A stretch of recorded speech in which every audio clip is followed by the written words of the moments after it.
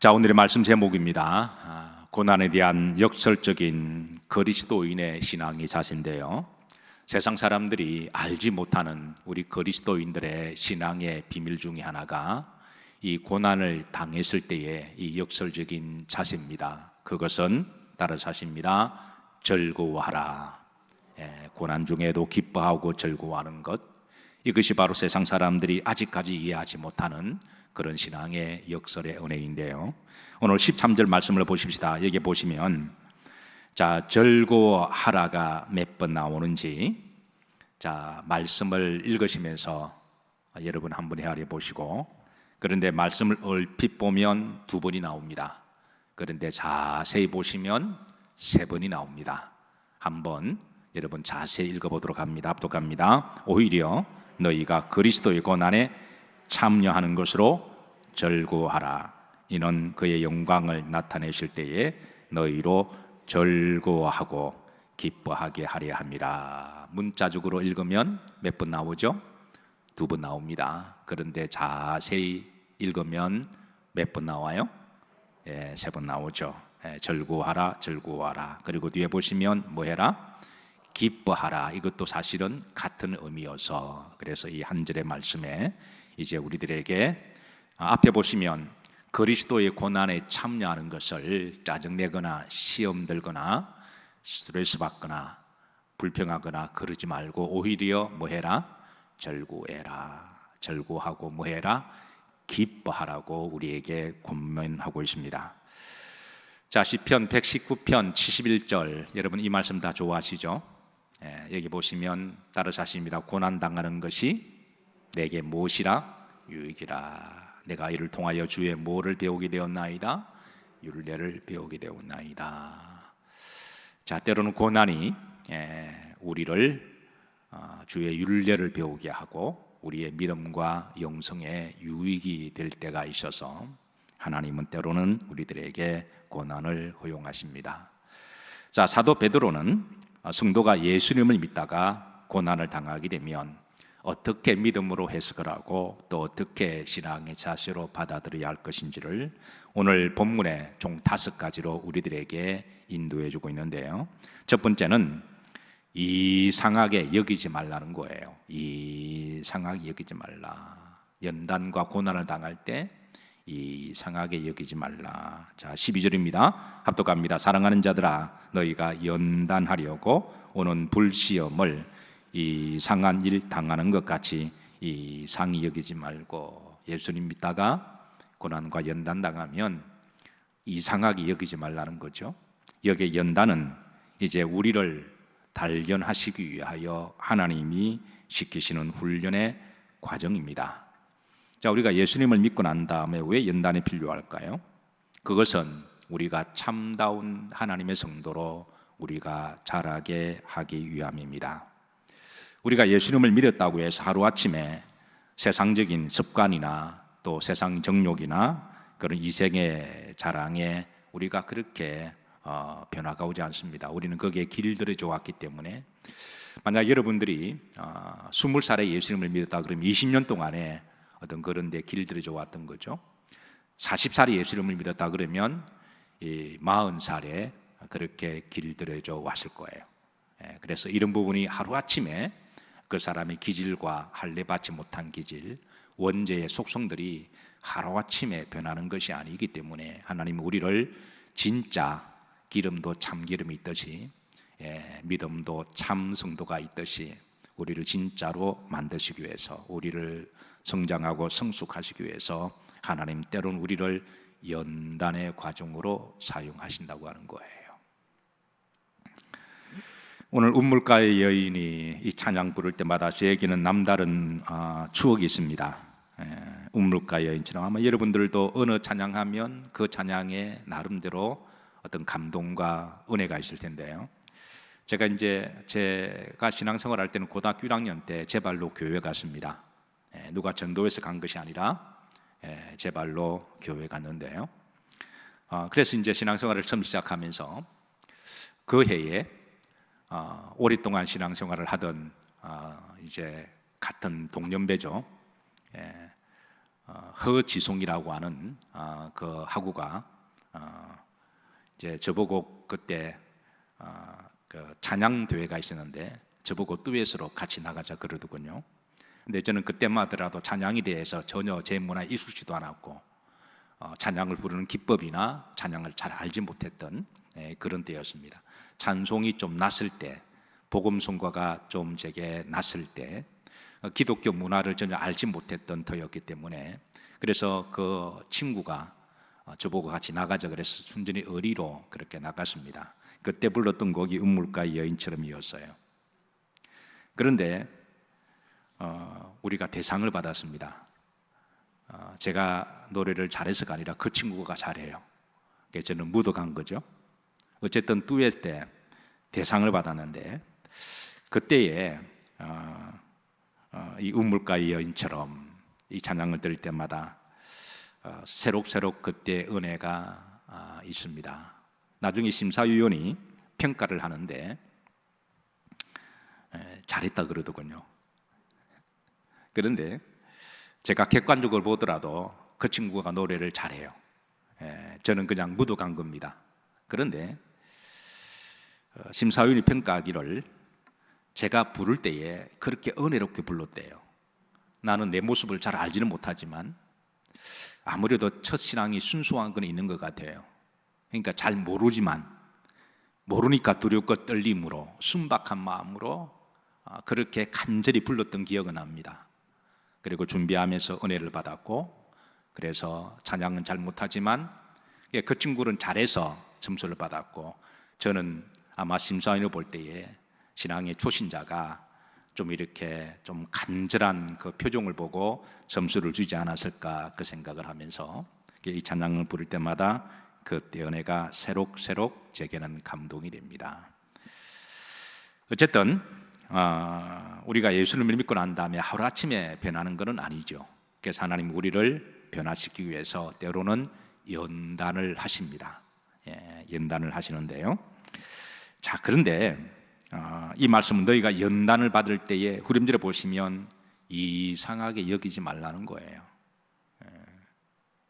하나님이 우리를 다듬으시기 위해서 원망하거나 불평하지 말고 뛰쳐나가지 말고 시험 들지 말고 믿음으로 받아들이면 그게 복이라고 하는 것이죠. 자, 그런데 연단 다음에 하나 더 있습니다. 연단보다 좀 더 강한 연단, 뭐라 그러나요? 불시험이라는 표현을 쓰고 있습니다. 연단보다 더 강한 연단이 불시험이라고 말할 수가 있는데요. 이것은 하나님 우리를 연단하시기 위해서 때로는 그릇을 불 속에 집어넣는 그런 연단을 말씀하십니다. 이사야 64장 8절에 보면 우리는 진흙이요 하나님은 토기장이라고 말씀하시고 우리를 빚어서 좋은 그릇을 만드시기 위해서 이제 그 불 속에 집어넣는 그런 말씀이 있어요. 자, 다 같이 한번 합독하십니다. 그러나 여호와여 이제 주는 우리 아버지시니이다. 우리는 진흙이요 주는 토기장이시니 우리는 다 주의 손으로 지으신 것이니이다. 자, 잘 아시겠지만 이 질그릇, 흙으로 만든 그릇은 불에 따라서 그 그릇의 질과 강함은 모양은 달라지는데요. 흔히 그릇 중에 토기가 있고 도기가 있고 자기가 있습니다. 따라서 하십니다. 토기, 도기, 자기. 여기에 자기는 자기의 자기가 아닙니다. 흔히 이제 그 토기는 그 800도 이하로 이렇게 구우면 그게 토기가 된다 그러더군요. 그러니까 우리가 흔히 쉽게 시장에서 이제 흔하게 유통하고 사고 팔 수 있는 상갑에 쓸 수 있는 것은 흔히 이제 토기라고 이야기하죠. 그런데 800도에서 1300도 그 사이에 구워서 만든 그릇을 도기라고 부릅니다. 도기보다 아무래도 더 강하고 질도 좋고 가격도 좀 비싸겠죠. 그런데 1300도 이상에서 정말 질가 좋고 그리고 내구성도 있고 하나의 작품을 만들기 위해서는 1300도 이상으로 굽는 이제 그릇을 뭐라고 그러나요? 자기라고 그러죠. 그래서 조선백자, 고려청자, 본차이나 이런 것들은 뭐 몇천 년이 가더라도 그 모양이나 자태나 빛깔을 그대로 유지하는 것은 그것은 1300도 이상의 불 속에 그게 이제 견뎌내고 버텨내고, 그래서 그 불시험을 이겼을 때에 그렇게 이제 독이가 아니라 바로 자기가 된다고 하는 것이죠. 자, 하나님은 때로는 우리를 더 좋은 것으로 만드시기 위해서 더 큰 불로 우리를 연단하실 때가 있습니다. 흥미로운 것은 이 토기는 약간만 충격을 줘도 잘 금이 가고 잘 깨어집니다. 약간만 좀 저항을 받아도, 약간만 문제를 만나고 약간 어려움을 만나면 자꾸 금이 가요. 자꾸 시험이 들고, 또 이 토기보다 좀 더 내구성이 강한 게 독이죠. 그런데 이 자기는 이게 웬만해서 깨어지지 않는다고 그래요. 사랑하는 성도 여러분, 자기가 되시기를 주의 이름으로 축복합니다. 그런데 내 지금 믿음의 그릇이 내가 지금 어느 정도 그릇이냐, 그걸 스스로 영적으로 분별할 수 있는 기준이 있습니다. 내가 어떤 시험과 어떤 문제를 만났을 때에, 내가 어떤 문제와 시험 앞에 자꾸 시험 들고 자꾸 금이 가고 자꾸 시험 들면 이거는 톡이다 생각하시면 되고요. 그러나 어떤 불시험도 하나님께 감사함으로 잘 버텨내고 견뎌내고, 오늘 나중에 나옵니다만 그런 가운데서도 하나님 주신 사명을 끝까지 잘 감당하는 그릇은 자기 그릇이라고 말할 수가 있습니다. 이런 자들은 하나님이 귀히 서시고 하늘에 상이 있으십니다. 여러분, 좋은 자기 그릇들이 되시기를 주의 이름으로 축복합니다. 자, 12절 말씀 이어집니다. 후렴절에 보시면 이런 연단과 불시험을 받을 때 이거를 뭐 하지 말라? 이상하게 여기지 말라. 이거를 한 번 더 강조하고 있습니다. 이상하게 여기지 말라, 두 번 강조하고 있습니다. 여기 이상하다라는 말은 낯설다, 이해를 하지 못한다라고 하는 뜻을 담고 있죠. 그러니까 우리가 예수님을 믿다 연단을 받으면 어떤 사람들은 하나님 살아계심 이럴 수가 있습니까? 라고 이해를 못하고, 때로는 하나님께 원망하거나 불평하거나 아니면 시험 들거나 낙심하는 것. 예수님을 믿게 되면 어떤 사람은 불행 끝 행복 시작이라고 생각합니다. 이제는 자갈이나 가시길은 다 끝이 나고 꽃길만 걸을 거라고 생각하고, 많은 사람들에게 존경을 받고 박수를 받고 영광을 받는 것으로 그렇게 생각하는 사람이 있습니다. 이런 사람들의 특징은 연단과 불시험 받으면 이거를 이해를 못하는 데 있습니다. 이거를 받아들이지를 못하고 이것을 참아내지를 못하는 거죠. 이런 신앙을 일컬어서 기복주의적 신앙이라고 그럽니다. 세상에 가면 각종 우상 숭배들에게 잘 볼 수 있는 그런 모습이죠. 기복주의적 신앙은 이런 연단이 왔을 때에 내가 믿는 신의 대상도 바꾸는 신앙이 기복주의적 신앙이죠. 그러나 하나님 우리에게 요구하시는 신앙은 어떤 환난과 시험이 오더라도 하나님 바꾸지 말라는 거예요. 하나님을 끝까지 믿고, 그래서 그 하나님을 의지하고 믿음으로 견디다 보면 하나님은 더 복되게 인도하실 거라는 것이죠. 자, 16절 보십시다. 16절 보시면, 자, 다가 잡독하십니다. 만일 그리스도인으로 고난을 받으면 뭐하지 말고 부끄러워하지 말고, 고난을 받으면 이상하게 여기지 말고 또 그것을 부끄럽게 창피하게 여기지도 말라는 것이죠. 왜 고난을 받으면 부끄러워하지 말라 그랬나요? 그것은 믿음으로 당하는 것이기 때문에. 우리는 지난 2, 3년 동안에 코로나가 엄습했을 때에 어떤 사람들은 직장에 가서 주일날 교회 다니는 것을 숨기고 부끄러워하는 이들이 없지 않아 있었습니다. 그게 숨길 일인가요? 그게 부끄러운 일인가요? 우리 교회가 뭐 큰 죄를 지었습니까? 그렇지 않잖아요. 만약에 그걸 부끄럽게 여겼다면 우리가 다시 한번 내가 믿는 신앙이 그게 얼마나 우리가 건강한지 한번 또 점검을 해보셔야 돼요. 부끄러워하지 말고 그랬습니다. 사실 이 고백은 한때 베드로의 고백이기도 합니다. 베드로가 이 말씀을 전할 때 본인에 대한 간증이 있기도 한데요. 그가 예수님이 십자가에 달려 돌아가실 때에 또 주님이 재판받을 때에 재판 도중에 한 계집종이 베드로를 향하여 저와 같은 당이다 그랬을 때에 베드로는 그 순간 예수님을 강하게 부인하죠. 그래서 부끄럽게 오히려 저주하고 욕하면서 도망갔던 모습. 지나고 보니까 예수님을 부끄러워했던 자신의 모습이 참으로 부끄럽게 여겨졌습니다. 이게 너무 가슴이 한이 되었던 거죠. 그래서 나중에 이제 이 부끄러운 수치를 회개하기 위해서 그가 순교할 때에 예수님처럼 십자가 달려 돌아가는 것조차도 가분하게 느껴서 자신을 거꾸로 메어달라고 하는 그런 이제 신앙 고백을 하게 되죠.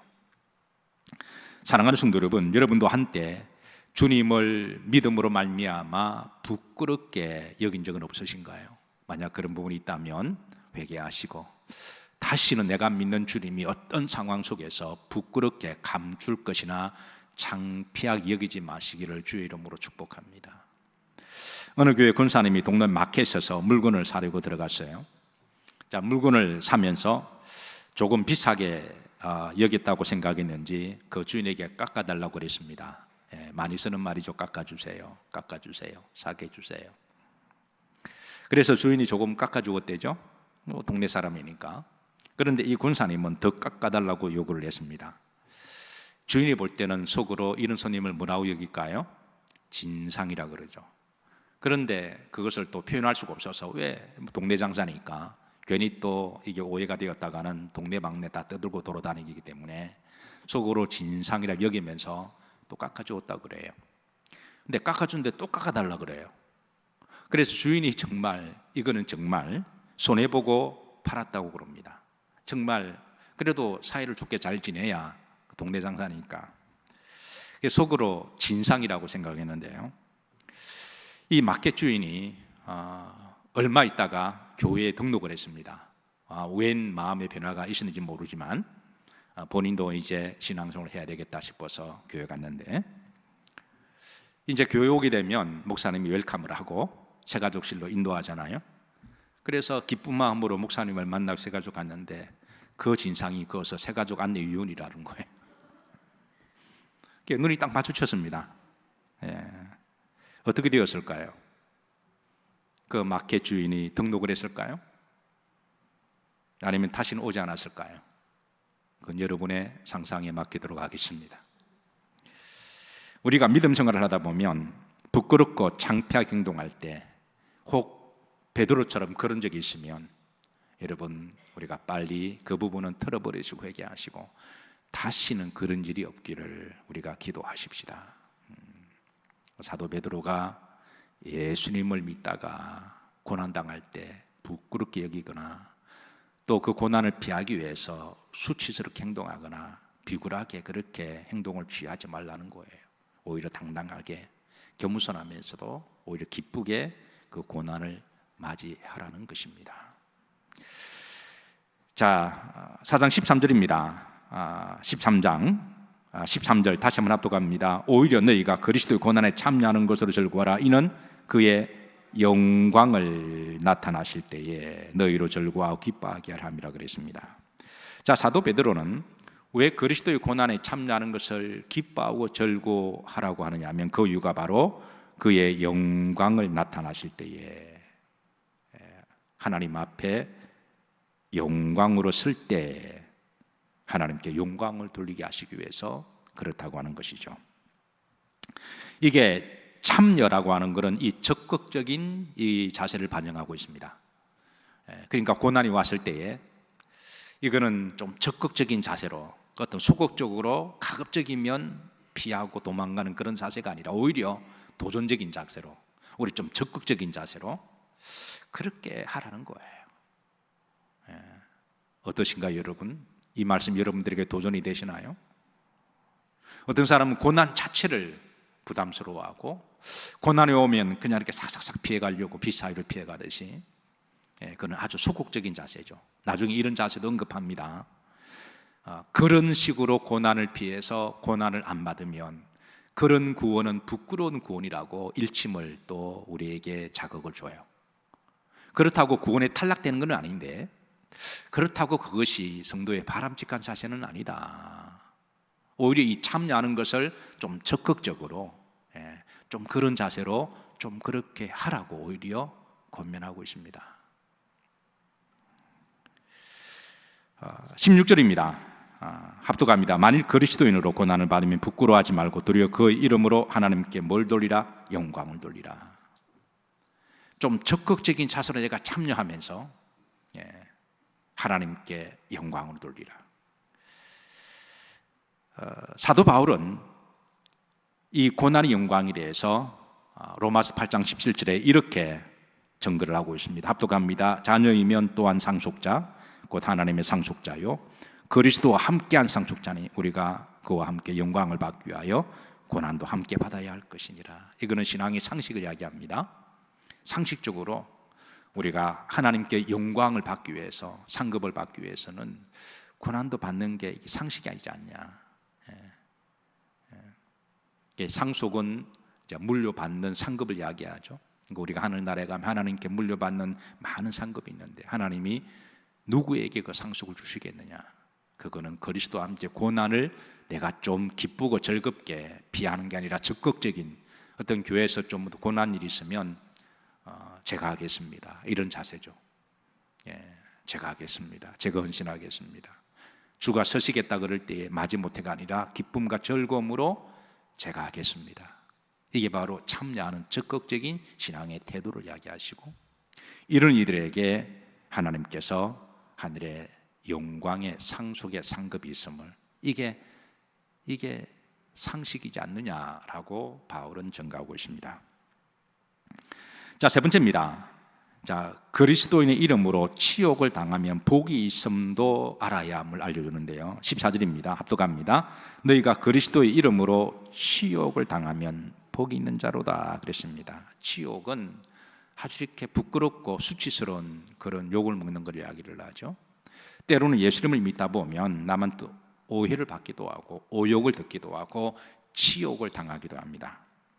이런 일을 당하면 오히려 뭐 있는 자라고 여기라는 거예요. 복이 있는 자라는 거예요. 내가 주의 이름으로 뭐를 했는데 그게 어떻게 말이 잘못 나갔던 어떤 일이 잘못되었던 간에 그 욕으로 다가오면 그냥 그거를 분노하고 그냥 원인을 밝히고 그러지 말라는 거예요. 그러면 하나님이 그거 참음이 하나님이 복을 준비하시는데 그거 이렇게 해서 당장은 시원할지는 몰라도 그렇게 하면 교회가 시끄럽게 되고 하나님께 덕을 가리우게 되고 또 그렇게 되면 하나님의 주실 상도 하나님이 그렇게 거둬버리신다라는 거예요. 사실 이 말씀은 베드로가 주님께 받은 말씀입니다. 마태복음 5장 10절부터 12절까지 보시면 10절 합독합니다. 의를 위하여 박해를 받는 자가 뭐가 있다? 복이 있다는 거예요. 내가 의를 위하여 예수님을 위해서 받는 박해다. 그러면 뭐가 있다? 복이 있습니다. 여러분 복이 있는 성도가 되시기를 축복합니다. 자, 아멘 크게 하십시다. 자, 11절입니다. 합독합니다. 나로 말미암아 너희를 욕하고 박해하고 거짓으로 너희를 거슬려 모든 악한 말을 할 때에는 너희에게 뭐가 있나니? 복이 있나니. 그러니까 나 때문에 너희들이 어떤 세상에 쌍욕을 들어도 그게 거들으면 같이 쌍욕하지 말고 내가 복이 있다. 누구 때문에? 예수님 때문에. 12절입니다. 기뻐하고 뭐해라? 즐거워라. 하늘에서 너희의 무엇이 크다? 지금 이 말을 베드로가 그대로 전하고 있잖아요. 오늘 본문 말씀은 베드로가 예수님께 들은 그 직접적인 말씀을 베드로가 다시 주의 말씀을 대언하고 있습니다. 그리고 저는 여러분들에게 또 다시 대언을 하고 있습니다. 자, 그러면서도 사도 베드로는 고난을 받을 때 혹이라도 죄로 인해서 받는 고난은 그것은 신앙인의 고난이 아님을 헷갈리지 말 것을, 혼돈하지 말 것을 강조하고 있는데요. 15절입니다. 자, 네 가지 이런 일로 고난 당하는 것을 믿음으로 고난이라고 생각하지 말라고 우리들에게 다시 한번 경도를 해주고 있습니다. 자, 다 같이 한번 합독하시죠. 너희 중에 누구든지 살인이나 도둑질이나 악행이나 남의 일을 간섭하는 자로 고난을 받지 말려니와. 여기 네 가지 항목이 나오죠. 사람을 죽였습니다. 재판을 받는 과정이 2년, 3년 지루하고 고통의 시간들입니다. 그 2년, 3년 재판의 과정을 받는 것을 내가 예수님 때문에, 그건 말도 안 되는 말이라는 거예요. 사람을 죽였으면 재판을 받아야죠. 치욕을 당해야죠. 세상 사람들에게 법정에 서서 정말 책망도 받아야 되는 거죠. 그거를 하나님 살아계심 이룰 수가 있습니까? 그건 세상 사람들도 그러지 않는다는 것이죠. 사람을 죽였으면 감옥 가는 거는 그런 자기가 당연히 받는 일인데, 그걸 가지고 억울하다, 그거는 고난이 아니다. 우리가 잘 알고 있는 이야기지만 정직하게 그런 부분을 우리가 구분하라고 하는 거죠. 또 보십시다. 도둑질하고 당하는 수치나 치욕이나 그게 벌은, 그거는 고난이 아니라 인고항보다, 그거는 당연히 받는 일이다. 그 다음에 악행으로 말미암아 내가 뿌린 대로 거두는 것은, 그거는 우리가 믿음으로 고난이라고 말해서는 안 된다라고 하는 것이죠. 자, 그런데 이 사도 베드로는 한 가지 좀 더 특이한 것을 더 이야기합니다. 후린대로 보면 남의 일을 뭐 하는 자로? 간섭하는 자로.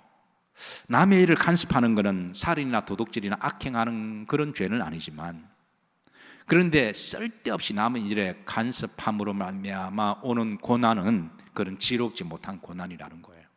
괜히 설레발치면서 그냥 남의 일에, 남의 사생활에 지혜롭지 못하게 그냥 간섭하고 말을 퍼다 나르다 보면, 그 말 때문에 상대가 더 상처를 받게 되고 오해가 되게 되면, 그거는 당연히 또 고난이 오게 되죠. 그래서 그런 일로 말미암아 괜히 남의 일에 간섭하거나 남말을 함부로 함으로 인해서 고난을 자처하지 말라, 그렇게 알려주고 있습니다. 자, 네 번째, 고난을 받을 때 하나님의 심판의 때를 기억하라고 말씀하십니다. 17절입니다. 합독합니다. 하나님의 집에서 심판을 시작할 때가 되었나니, 만일 우리가 먼저 하면 하나님의 복음을 순종하지 않은 자들의 그 마지막은 어떠하며. 초반절에 보시며 하나님의 집에서 심판을 시작할 때가 되었나니, 이 말은 우리가 먼 훗날 하나님의 심판대 앞에 다 서게 될 때가 올 때가 있음을 말씀하라는 것이죠. 우리 그리스도인들은 항상 종말론적인 신앙을 가지고 살아야 할 줄로 믿습니다. 제가 늘 강조하지만 역사적인 종말이 있고 개인적인 종말이 있죠. 개인적으로 하나님 앞에 설 때가 있는데, 우리가 주님의 이름으로 당한 고난은 우리 하나님 앞에 섰을 때, 그때 하나님은 다 상속해 주실 것이고 눈에 눈물을 닦아 주실 것이고 우리를 위로하실 것이고, 하나님께서는 영광의 상급을 예비하실 거예요. 그래서 우리가 고난을 당할 때 우리가 하나님의 심판대를 기억하면서 하나님이 내 마음 아시고 내 눈에 눈물 아시고 하나님은 아시죠. 그러면서 그 고난을 믿음으로 이겨나가라고 하는 것이죠. 억울하고 분하고 원통할지라도, 원수 갚는 것이 있다고 할지라도 그 원수 갚는 것을 우리가 직접 갚지 않고 하나님께 맡기고, 그렇게 하나님께 기도하다 보면 하나님의 심판대 앞에서 계시록 21장 말씀처럼 눈의 눈물을 다 닦아주시고 위로하신다라는 거예요. 고난을 당할 때 심판대를 기억하고 그 고난을 견뎌내라라는 말씀입니다. 자, 그런데 구원을 받은 중에 겨우 구원받는 이도 언급을 합니다. 18절입니다. 합독합니다. 또 의인이 겨우 구원을 받으면, 이게 어떤 사람을 이야기할까요? 이거는 아까 12절에 나오는 고난을 받을 때 참여한, 내가 고난에 참여하는 적극적인 자세를 이야기하죠. 남들은 다 하기 싫고 뭐 그럴 때에 오히려 내가 좀 어그레시브하게, 좀 적극적으로 제가 그 일을 하겠습니다. 제가 헌신하겠습니다. 주의 일을 하다가 욕을 듣고 오해가 있는데도 그래도 순수한 마음으로 내가 하고자 하는 자들, 이건 적극적인 자세죠. 그런데 이런 사람들은 하나님 앞에 상이 있다는 거예요. 그런데 여기 보면 겨우 구원을 받으면, 이거는 어떻게 고난이 오고 뭔가 어려움이 있으면 사사사사 피해가고, 그래서 그렇다고 예수님을 부인하는 것은 아닌데, 이런 사람은 구원을 받기는 받아요. 그런데 이런 구원을 겨우 구원을 받는 것으로 말씀해 주고 있습니다. 이런 구원을 부끄러운 구원이라고 이야기를 하죠. 자, 성경에 보면 이렇게 구원받은 사람이 있습니다. 누가복음 23장에 보면 예수님이 십자가에 달려 돌아가실 때 양쪽에 두 강도가 달려 있습니다. 오른쪽에 있는 강도가 나고네 이르거든 나를 구원해 주소서. 정말 그가 주님을 위해 산 것은 아무것도 없어요. 그는 지옥 가는 게 두려워서, 죽음이 두려워서 그는 그 순간에 예수님을 믿기로 했습니다. 그의 믿음은 주님은 진심이어서 그 믿음을 받아주셨어요. 그런데 그는 천국 갔는데 이런 구원을 정말 부끄러운 구원이라고 말할 수 있는 거죠. 그가 하늘나라 가서 받을 상급이 뭐가 있어요? 주를 위해 헌신하고 수고한 게 뭐가 있나요? 아무것도 없잖아요. 이런 구원을 정말 불 가운데서 발가벗고 구원받은 것처럼 고린도전서에 사도 바울은 또 그렇게 표현하기는 해요. 사도 베드로도 의인이 겨우 구원을 받으면 그게 경건치 않은 자와 죄인은 어디에서, 그러니까 하나님 심판대 앞에서 그게 얼마나 부끄럽게 서 있겠느냐라고 하는 그런 말씀이죠. 자, 마지막 고난을 받으면서 선을 지속적으로 행하라, 그렇게 권면을 주고 있습니다. 19절입니다. 합독합니다. 그러므로 하나님의 뜻대로 고난을 받는 자들은 또한 선을 많은 가운데 행하는 가운데에, 그랬습니다.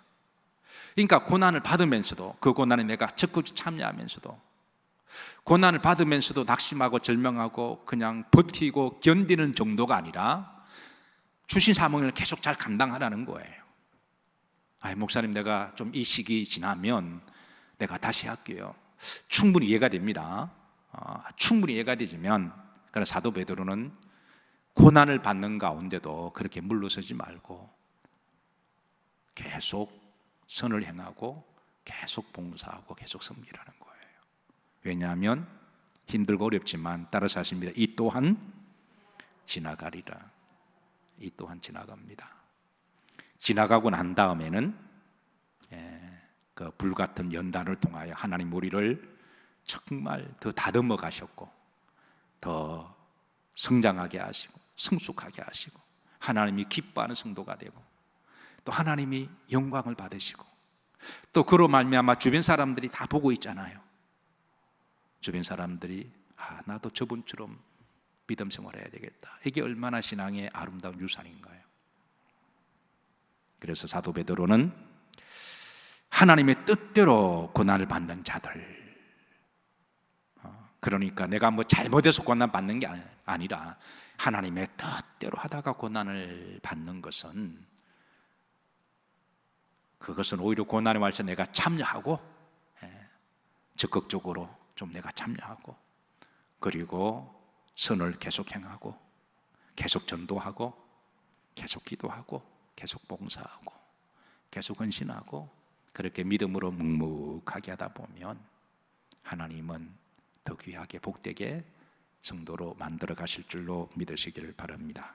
말씀을 정리합니다. 우리 그리스도인들은 믿음의 여정을 걸어가면서 내가 원턴 원치 않던 고난에 직면하게 되어 있습니다. 세상이 가만두지 않습니다.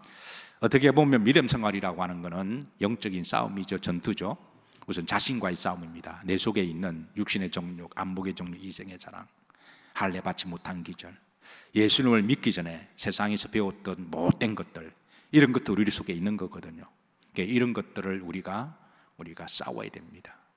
또 그런가 하면 또 여러분, 세상도 얼마나 또 우리들에게 많은 또 시험을 주고 있나요? 또 세상과의 싸움이죠. 그런가 하면 또 영적인 마귀와의 싸움이기도 합니다. 특별히 믿음으로 살고자 하면 마귀 영적인 저항이 강하게 있고 각종 관계가 있습니다. 이런 영적인 싸움에서 이기려면 반드시 고난을 우리가 이겨야 되고 또 시험도 이겨야 됩니다. 그래서 이런 믿음 생활 하시다가 하나님 한쪽으로는 은혜를 주시고 한쪽으로는 축복하시고 다른 한쪽에는 고난을 주세요. 한쪽으로는 하나님이 은혜를 주시고 한쪽으로는 고난을 주시고, 은혜를 받을 때는, 축복을 받을 때는 여러분 어떻게 여기나요? 당연히 여기나요? 내가 믿음 생활 잘해서 그렇지? 그렇게 생각하지 마시고 하나님 은혜로 여기시길 바랍니다. 고난을 받을 때 이상하게 여기시나요? 그러지 말고 마땅히 당연히 받아야 될 것으로 여기시기를 바랍니다. 그래서 이 두 가지 밸런싱을 잘 맞춰 나가는 것이 신앙의 여정이기도 한데요. 그래서 고난을 당할 때 이거를 이상하게 여기지도 마시고 또 창피하거나 부끄럽게 여기지 마시고 세상 사람들에게 예수님을 믿는 것을 오히려 여러분 자랑스럽게 여기시고 그리스도인의 자긍심, 자존감, 그게 바로 우리 그리스도인들의 자랑이잖아요. 자랑으로 여기시고, 그리고 이 고난을 잘 이기시고 가운데 여전히 사명 잘 감당하심으로 하나님이 기뻐하시고 하늘에 큰 상급들이 있으시기를 주의 이름으로 축복합니다. 우리 찬양 들으시